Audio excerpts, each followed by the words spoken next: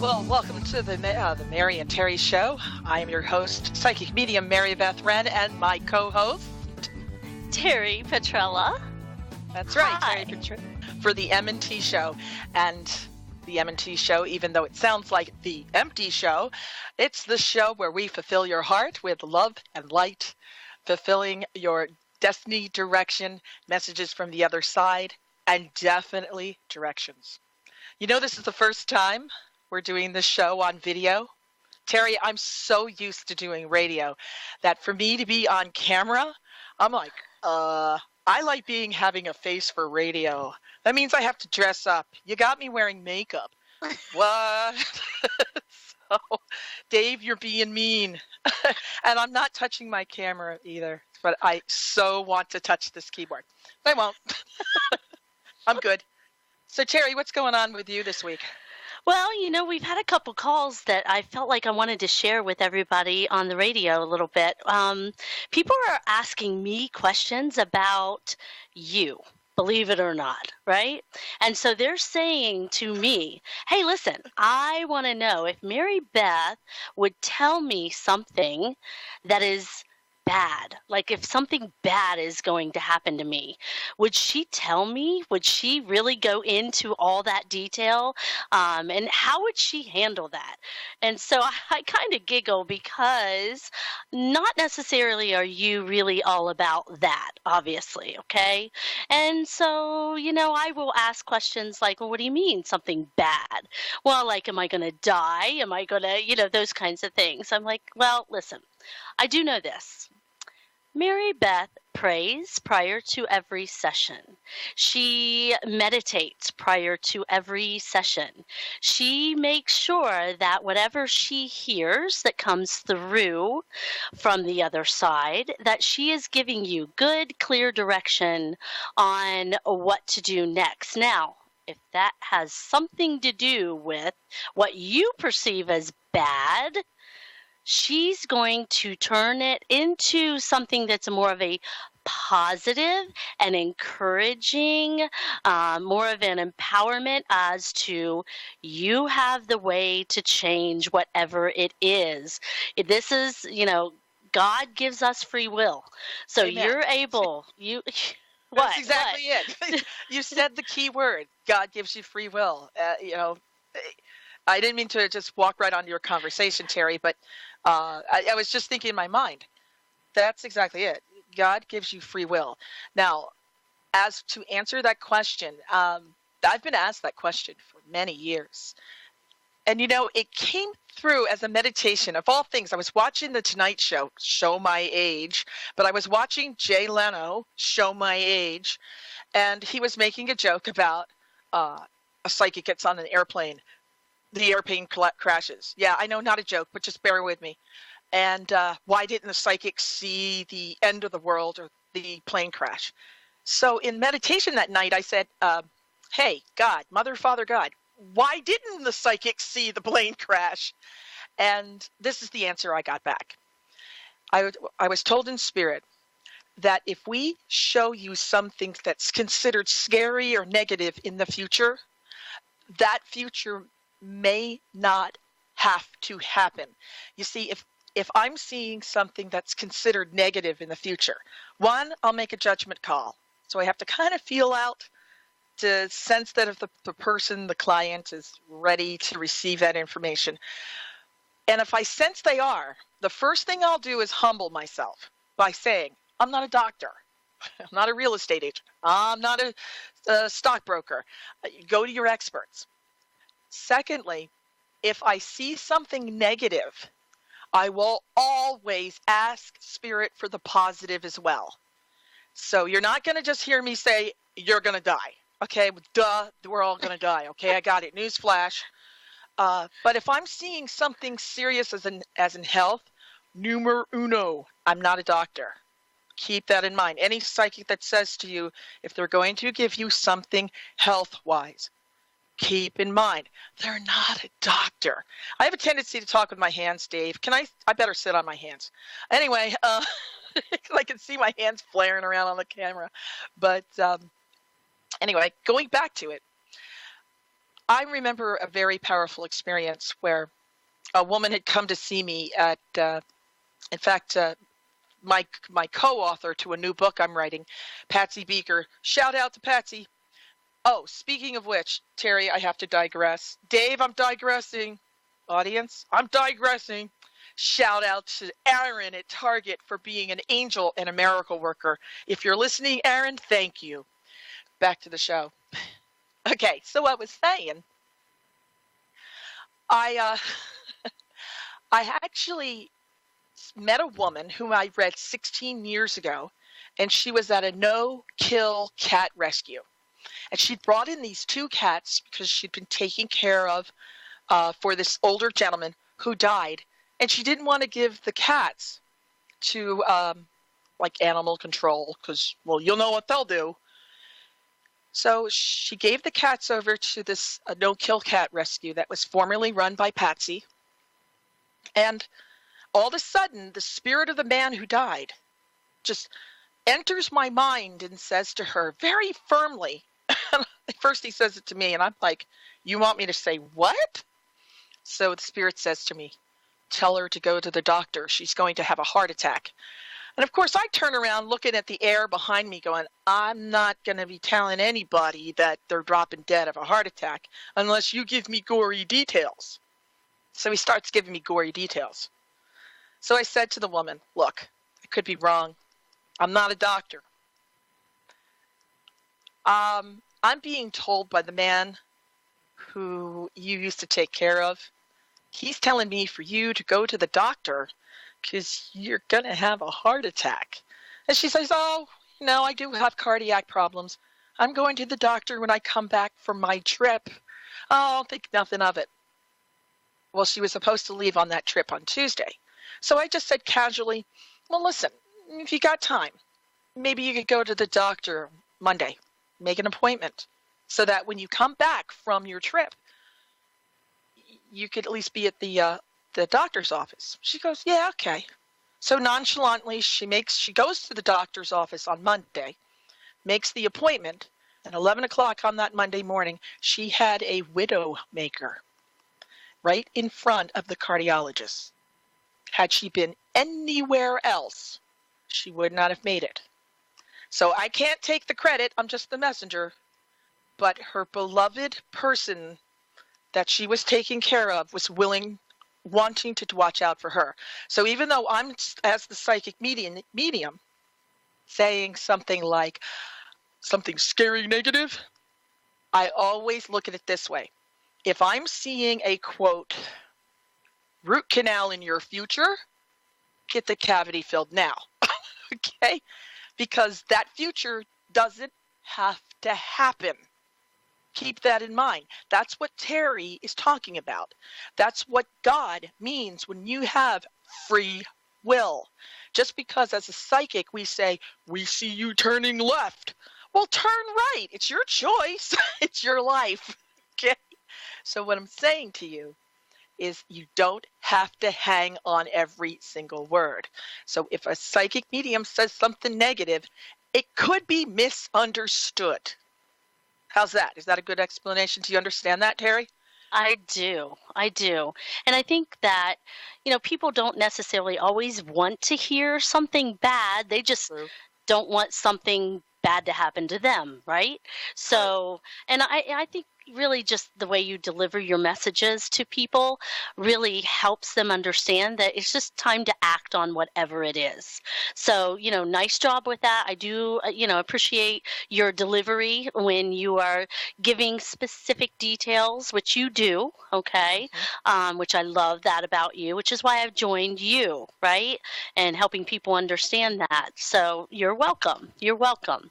And really the other thing is, can you see things like within the next, 30, 60, 90 days, or how do you see them?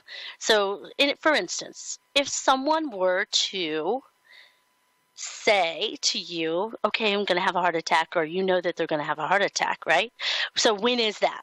What do you do? What do you say to that? Just take action? Yeah. You see, time is a matter of an opinion.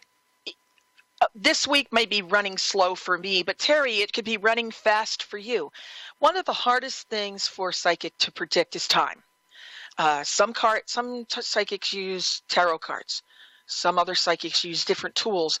And, well, I may say the fall, but the fall could be September, October, or November. It might be, I see it happening in January 2025, not 2018. It's very hard to predict a time. It's sort of a relative question. So if I'm seeing ones, it could be 1 day, 1 week, 1 month, 1 minute. That's why I kind of have to cast a broad net when it comes to time, or a broad scope, because time is very difficult to predict. I do give you a sort of generality. I can't talk tonight, but of a time. I say I'm trying to think of other things that I may have said that were people had said, "Oh, it's kind of scary, negative." And I said, "Listen, I see it within this time. I could be completely wrong. It may not even be you. It could be a dog. Maybe it's your pet. You know." But I always I humble myself when I get a negative.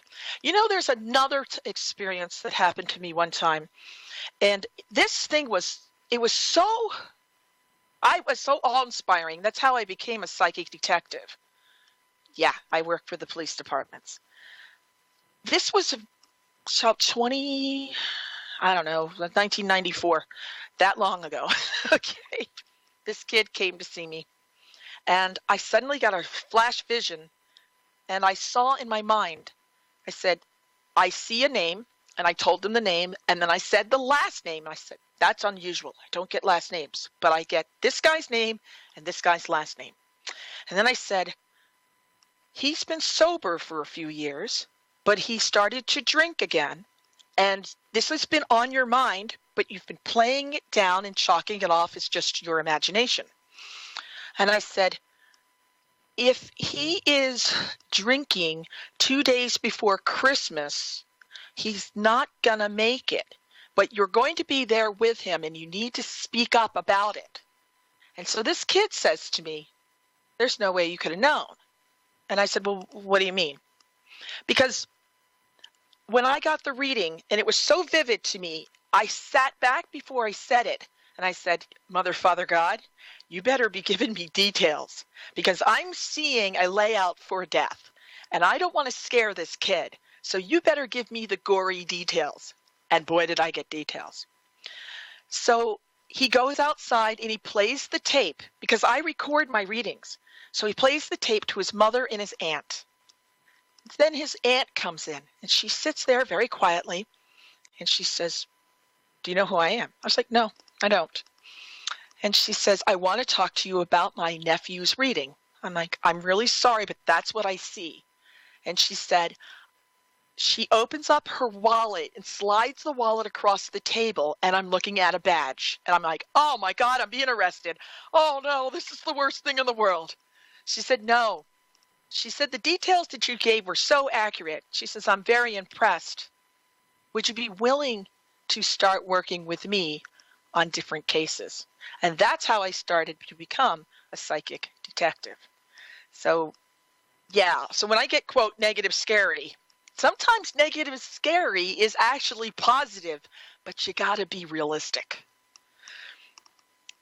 Teri, I would love to start including conversations from our callers. Would you be open to picking up maybe our first call and see what we can get? Sure. I would love to do that. I hope someone's out there, right? I think we have at least 2 listeners. Okay. At least I know one's Dave. Yeah. Okay. It looks like to me we have our very first caller. She is Pauline from Glasgow, Scotland. And boy, is she up early, because I play. Yeah, I know, isn't that weird? I'm a psychic medium who is a full-time Xbox gamer, and my team is in Glasgow, Scotland, and in Newcastle-on-Tyne in Wales, and I know it's early. Pauline, welcome to our show. You are our first caller.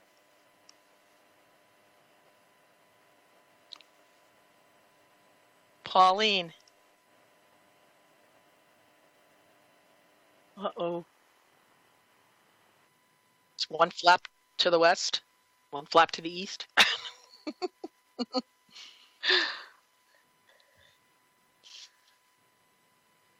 Pauline? Okay. Well, while we're working on getting Pauline, Teri, have you ever had any type of experiences with okay. Pauline, do we have you for our show? Yes, can you hear me? Oh, yes, I can, and I recognize that accent. Hello to you. Hello to you, is that Mary Beth? What can we do for you this day, this evening, or in your case, the morning? Aye, morning. It's 1 o'clock in the morning here in Glasgow. 1 o'clock. I'm not surprised. That's right. I got a message tonight from my mum. She had passed away, and she left me a song, and she told me that I've got a different dad. I was wondering where you can find out who my dad is and where mum's ashes are. Okay, Pauline, the first thing that strikes me, Teri, this is what we're talking about time. Pauline, what strikes me is the month of May. I'm picking up like a Gemini, and I don't know if it's supposed to mean that I am picking up on a twin, as if you have a twin sister, or if the person passed away or died in May. But I'm feeling like I'm supposed to acknowledge the May time period, and I'm going to get specific on you because I feel like I'm supposed to say around May 28th. Now, did you say that you're looking for your father? Yes, I was told tonight that by a psychic I've got a different dad and my dad passed away. Okay, hold on. I'm still feeling like I'm supposed to acknowledge to you the 28th day, unless 2-8 means something. And when I see numbers, these could mean February 8th, August 2nd, May 28th. Now, my mum was born in May. Mm-hmm. Okay. So that was the 13th, but she passed just before her birthday. Okay. Alrighty. So what I'm doing is tuning into the energy frequencies around you. And okay, I'm being told that you're not far away from his gravesite. Please tell me, you do know where he's buried, or are you still looking for him? No, I don't know. I didn't know I had a different dad until tonight.